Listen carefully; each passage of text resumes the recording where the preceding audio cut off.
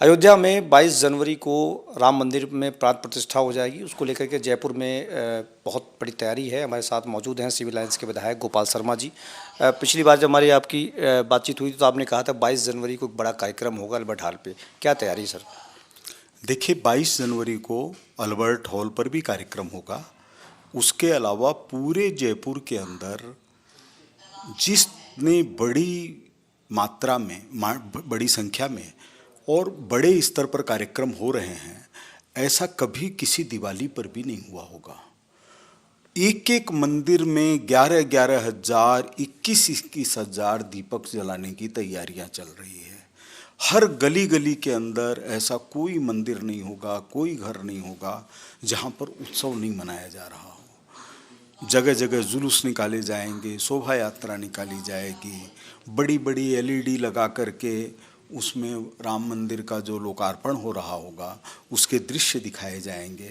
कवि सम्मेलन हो रहे हैं, भजन संध्याएं हो रही है और कई दिनों से शुरू है।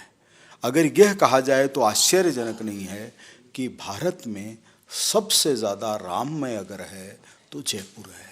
इसमें सरकार और विधायकों की कितनी बड़ी भूमिका है? इसमें बहुत बड़ी भूमिका है।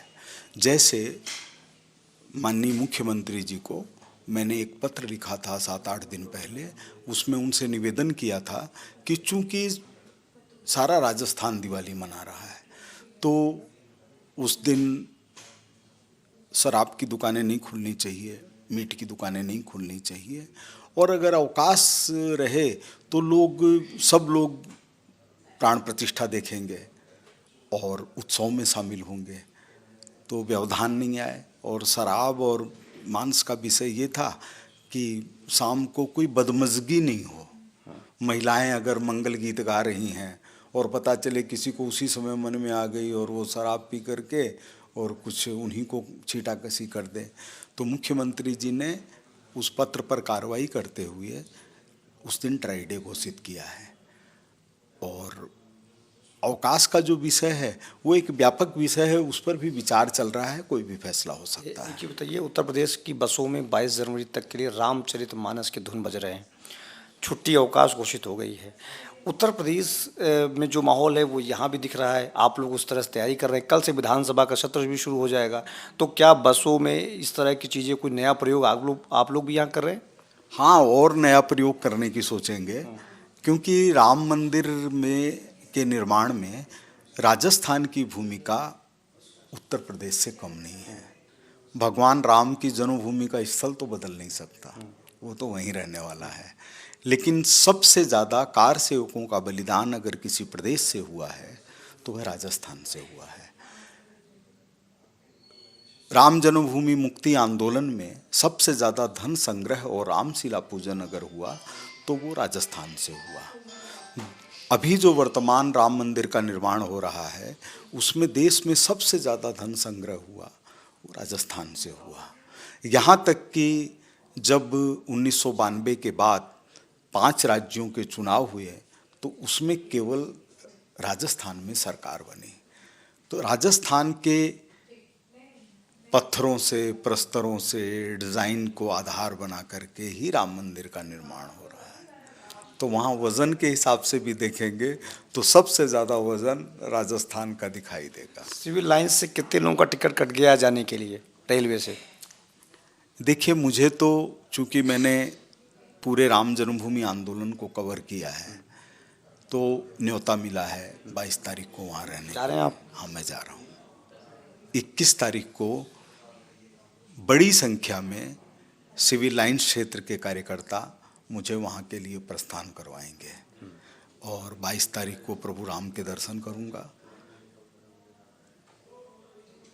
और जयपुर में सबसे ज़्यादा संख्या, या कह दें राजस्थान में सबसे ज़्यादा संख्या सिविल लाइंस की रहने वाली है। ट्रेन बुक होगी? कितनी ट्रेनें बुक हो जाएंगी, कुछ अनुमान आपके हिसाब से? इसलिए अनुमान नहीं है कि ट्रेनों की बुकिंग का काम शुरू हुआ है, तो इसलिए निश्चित संख्या में सभी जगह से लोग जाने वाले हैं। लेकिन सिविल लाइंस के लिए अलग से योजनाएं बनाएंगे, जैसे लोग कारों में जाएं, लोग बसों में जाएं, लोग ट्रेन से जाएं। कुछ काउंट कैसे करेंगे, कितने लोग गए? आप ये बताइए कि काउंट करने की ज़रूरत क्या है। भारत अगर किसी चीज़ में आगे बढ़ रहा है तो हम सोचें कितने लोग खुशी में शामिल हैं। नहीं, मेरा सवाल अपन इसलिए तो सोचेंगे घर हाँ घर मेरा से सवाल लोग इसलिए हैं। क्योंकि हर घर से है। आपकी पार्टी में विधायकों को टारगेट कुछ दिया गया है कि 10,000, 15,000, 20,000 लोग ले जाना है। ऐसा कोई टारगेट मेरे सामने तो आया नहीं है, लेकिन मन में है कि हर घर से कोई ना कोई जाना चाहिए। तो तैयारी है मतलब हाँ हाँ, तैयारी है, बहुत ज़बरदस्त तैयारी है।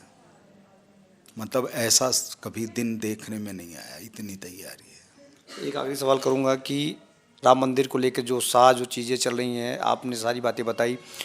सिविल लाइंस के आप चूँकि विधायक हैं, तो 22 तारीख को जब आप वहाँ दर्शन कर लेंगे, लौटने के बाद क्या कार्य योजना होगी? क्या राम मंदिर के उत्साह को यहाँ और लंबे समय तक चलाया जाएगा, लोकसभा चुनाव तक चलाया जाएगा, या बस 22 तारीख के बाद चीज़ें फिर अपने हिसाब से होने लगेंगी? लोकसभा चुनाव तक ही नहीं, जो देश के प्रधानमंत्री जी ने 2047 में विकसित भारत का एक स्वप्न सामने रखा है या दृष्टिकोण सामने रखा है, उसका ये पहला पड़ाव है। ये जयघोष है कि हम लोग विकसित भारत की तरफ बढ़ रहे हैं, जबकि दुनिया की सबसे अनूठी घटना भारत में होने जा रही है और उसका कोई विरोध नहीं है। तो यह एक जयघोष है, चलते रहने वाला है। ये बढ़ते कदमों का उत्सव है, तो ये उत्सव तो चलते रहेंगे। तो ये थे हमारे साथ सिविल लाइंस के विधायक गोपाल शर्मा, जिन्होंने कहा किस तरह से राम मंदिर को लेकर के राजस्थान, जयपुर के अलावा अभी ये 22 जनवरी को जा भी रहे हैं, दर्शन करेंगे। उसके बाद सिविल लाइंस की बड़ी संख्या में लोगों को जाने की तैयारी हो रही है। एबीपी लाइव के लिए संतोष कुमार पांडे, जयपुर।